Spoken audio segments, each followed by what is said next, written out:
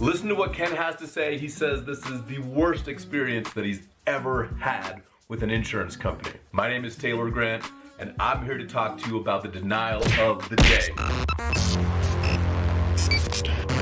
Today's comes to us from Ken. I've had the worst experience with the insurance company, property insurance claim. We had wind and hail damage to my roof. They sent out an adjuster who had an attitude and then sent an engineer and still refused to pay for the damage. So about a little over a month ago, we had a bad windstorm. It did more damage than the previous storm, so I had to file a second claim. Now they sent out another adjuster. He said it wasn't repairable, it needs a new roof. The insurance company says that they are not going to pay anything because of potential damage from the previous claim. I have been a member of this insurance company for over 3 years, and I will never recommend them to anybody. You pay and pay for what? Nothing. So they have to say, I need to get it fixed, and I totally think they are in the wrong. There's a lot of things going on here. Why we exist as public adjusters with Bellator Claims is because we fight the insurance company when they're being unfair. And so I want you to understand that you are not alone when insurance companies are not doing the right thing. They tend to do one of the 4 Ds: delay the claim, deny the claim, diminish the claim,